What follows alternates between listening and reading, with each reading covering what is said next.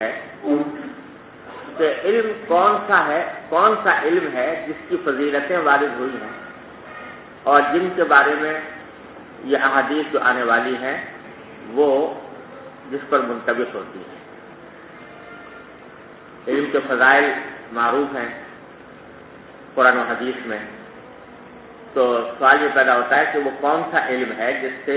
انسان کو یہ فضیلت حاصل ہوتی ہے۔ تو اس میں جو ایک حدیث امام ابن عبد البر رحمۃ اللہ علیہ نے روایت کی ہے اپنی کتاب جامع بیان العلم و فضل، علامہ ابن عبد البر رحمۃ اللہ علیہ اندلس کے باشندے ہیں، مالکی فقیہ اور محدث ہیں، اور ان کی مشہور کتاب ہے جامع بیان العلم و فضل، کہ علم کی حقیقت بیان کی ہے، اس میں انہوں نے علم کی فضائل بیان کیے ہیں، کون سا علم ہے جس کی فضیلت ہے اس کی تفصیلات بیان فرمائی ہیں۔ بڑی اچھی کتاب ہے جامع بیان العلم و فضل۔ اس میں انہوں نے ایک حدیث روایت کی ہے اپنی سند سے، اور اس میں نبی کریم صلی اللہ علیہ وسلم نے فرمایا کہ العلم ثلاثہ وما سوى ذلك فهو فضل، او كما قال صلی اللہ علیہ وسلم، کہ علم تین قسم کے ہوتے ہیں اور اس کے علاوہ جو چیزیں ہیں وہ محض ایک زیادہ ہے، کوئی حاصل کرے تو کر لے، نہ کرے تو کوئی ایسی بات نہیں۔ کیا فرمایا کہ تین کون سے؟ آیت محکمہ، یا تو کوئی آیت محکمہ قرآن کریم کی آیات محکمہ کا علم ہو، اور دوسرا سنت ثابتہ، کہ سنت نبی کریم صلی اللہ علیہ وسلم کی یا خلفاء راشدین کی جو ثابت ہو اس کا علم ہو،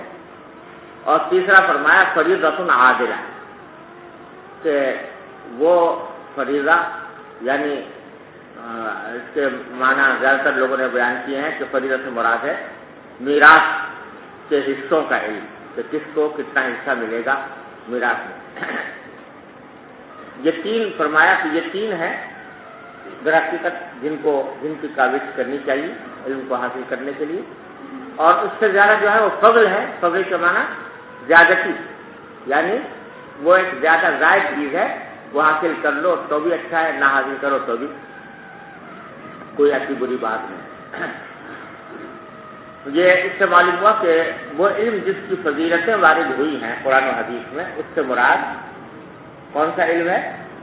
علم دین۔ خلاصہ یہ ہوا علم دین، جس میں قرآن کریم کا علم،